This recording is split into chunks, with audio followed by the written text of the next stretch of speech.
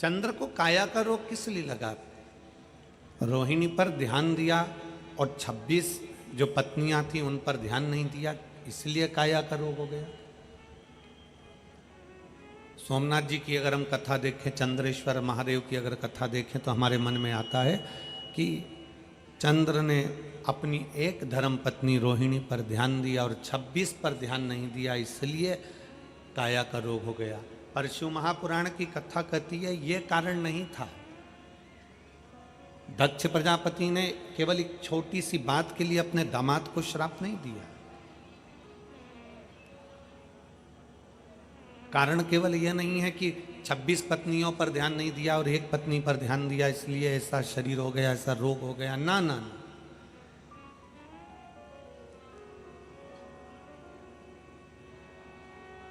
भगवान शंकर कह रहे हैं पार्वती रोग का कारण केवल इतना सा था कि 27 पत्नियों में से एक रोहिणी को चंद्रदेव ज्यादा चाहते थे, 26 को नहीं चाहते थे।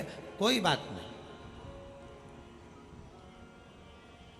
26 को नहीं चाहते ना, कोई बात नहीं। इसमें श्राप का कोई कारण नहीं बनता, इसमें श्राप देने का कोई कार्य नहीं बनता।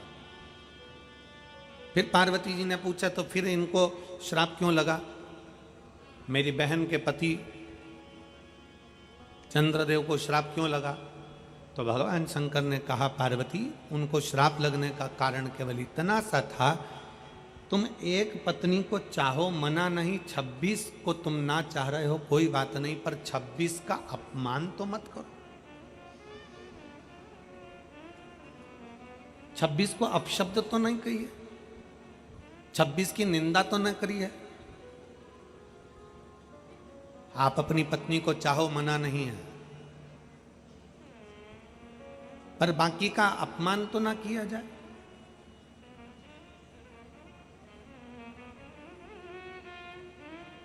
एक सास के जीवन का सबसे बड़ा लक्ष्य होता है उसकी बहू अच्छी आए, पर सास के जीवन का सबसे बड़ा लक्ष्य एक और होता है कि हमारे घर में अगर 4 बेटे हैं, 3 बेटे हैं, 2 बेटे हैं, 5 बेटे हैं और उनकी बहू आ जाए, तो ये सास का लक्ष्य होना चाहिए कि कभी भी मुख से ये ना कहे कि मेरी बड़ी बहू अच्छी है, कि छोटी अच्छी है, कि मंजली अच्छी है, कि संजली अच्छी है। अपनी दृष्टि में रखो कि कौन कैसा है, पर अपने मुख से कभी किसी एक बहू को श्रेष्ठ बताते हुए बाकी की बहुओं की बुराई जिंदगी में ना करी जाए, वो हमारे जीवन का दुख का कारण बन जाता है, वो हमारे तकलीफ का कारण बन जाता है।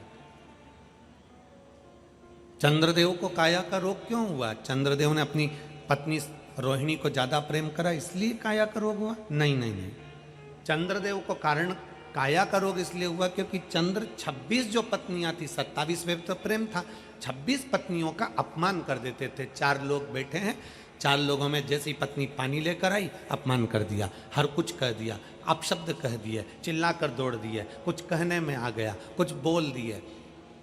शिव महापुराण की कथा कहती है अगर किसी ने कोई गलती करी है तो उसके कानों में जाकर कहिए कि तुमने ये गलती करी है।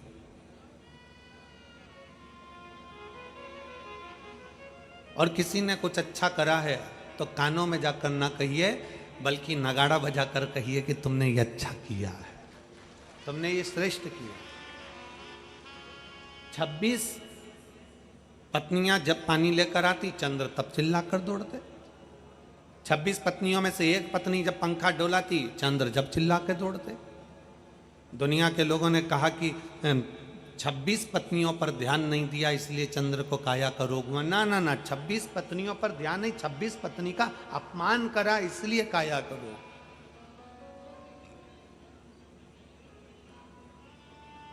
चंद्रदेव सभा में बैठकर हमेशा कहते थे तुम मुझे जानती नहीं हो, मेरी सुंदर काया पर तो दुनिया मोहित हो जाती है, तुम मुझे देखती नहीं हो। और क्या मान करे रे काया का, क्या मान करे रे काया का, के काया माटी मिल जाएगी राम जी। नाम भज ले प्रभु का नाम के काया माटी मिल जाएगी राम।